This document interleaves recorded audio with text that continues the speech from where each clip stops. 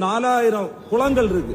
ஆனா எந்த குளத்துக்கும் இப்ப முழுமையா தண்ணி வர்றதில்லை. காரணம் என்னன்னா அதுக்கு காரணம் வேற எதுவும் இல்ல, நீங்க செய்யற தரமற்ற பணிகள் தான். சட்டமன்ற உறுப்பினர் ராஜேஷ்குமார் அவர்கள் சொல்லக்கூடிய இந்த பட்டணங்கால்வாயில தான் சமீபத்தில் தூர்வாரும் பணி நடந்துச்சு.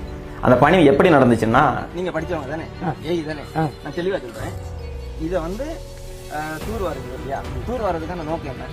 தூர்வாரி தண்ணியில போய் கொடுக்கணும், அதான் நோக்கம். சரி, தூர்வாரி தண்ணி வந்து போறதுக்காக சரியா சொன்னீங்க. சரி, இப்போ நீங்க தூர்வாரதுக்கான நோக்கம் இப்படியே தூக்கி மேல வச்சிருந்தீங்க போனா அந்த நோக்கம் வந்து நிறைவேறுமா, இல்ல மறுபடியும் அது வந்து தூர்வார வேண்டிய அது தண்ணி போயிட்டே இருக்கு. நெக்ஸ்ட் இயர் இது மாதிரி இது கீழே போயிரும் சொல்றேன். கீழே போக வேலைக்கிழமை தண்ணி எடுக்கிறோம், தண்ணி எடுக்கணும். தண்ணி போதான்னு பாருங்க நீங்க.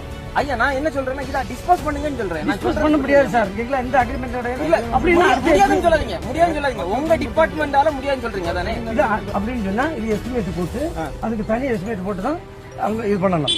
எல்லாத்தையும் போட்டு இந்த வேலையை தொடங்காம ஏன் இப்படி அவசரம் தண்ணி கொடுக்கண்டாமா?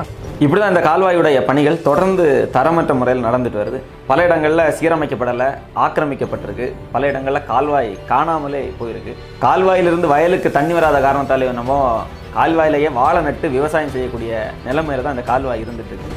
இதுவும் நம்ம அண்ணனுடைய சாதனை பட்டியலில் ஒன்றுதான்.